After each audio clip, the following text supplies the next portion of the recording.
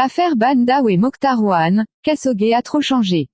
Dans une vidéo qui fait le tour des réseaux sociaux, on remarque l'actuel ministre de la Justice Mamoudou Khashoggi patauger sur les raisons qui contraignent l'ancien président de la transition, Ban Dao et son premier ministre, Mokhtar Rouane, en résidence surveillée.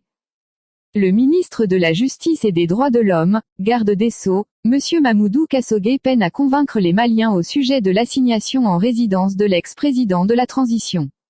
De fait, à la suite du coup d'État du 25 mai dernier, après celui contre le régime démocratiquement élu du président Ibeka, le désormais ex-président de la transition, Ban Dao et son premier ministre Mokhtar Rouane sont assignés en résidence surveillée.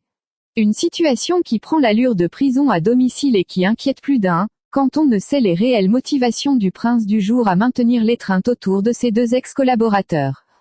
Malgré les appels de l'Union africaine, de la CEDEAO, malgré les dénonciations des structures de droits humains telles que la CNDH, le locataire de Koulouba brille par la surdité, bien sûr nourri et entretenu.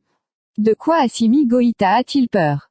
Ce qui est ahurissant dans ce dossier est que l'actuel ministre de la Justice et des Droits de l'Homme, garde des Sceaux, Mamoudou Khashoggi, que ses compatriotes connaissent pour sa franchise vis-à-vis du droit, s'est livré au ridicule. Du parquet au ministère de la Justice, l'homme devient méconnaissable. Dans une vidéo où il s'exprimait sur le dossier, le ministre peine à convaincre Monsieur Mamoudou Khashoggi est que la prudence est de mise. Ce qui fait que ces personnes aujourd'hui sont en résidence surveillée pour permettre même le respect de leur intégrité physique, le respect de leurs droits. Au même moment, il reconnaît que cela ne peut pas justifier le fait que ces personnes soient retenues de façon éternelle dans ces conditions-là. Quel paradoxe! Dans la suite de la vidéo, le ministre revient longuement dans ces micmacs, il y a des dispositions en cours pour les élargir.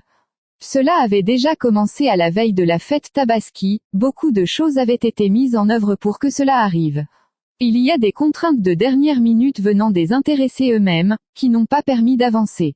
Nous sommes en contact avec l'Union africaine, la CEDEAO, la MINUSMA, la CNDH et d'autres structures pour permettre une issue heureuse. Le gouvernement est prêt pour que tout se fasse pour que les gens retrouvent leur liberté, mais cela va se faire dans des conditions qui peuvent garantir le respect de leur sécurité. Le gouvernement a le devoir de sécuriser tout le monde. S'ils sortent et que des choses viennent à leur arriver, l'État peut voir sa responsabilité engagée. On est en train de réunir les conditions optimales de sécurité pour que cela puisse se faire.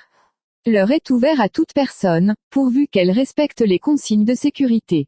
Sinon, il n'y a pas de restriction en tant que telle.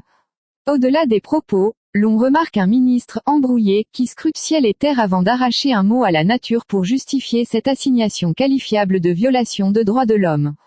Source, Le Soft.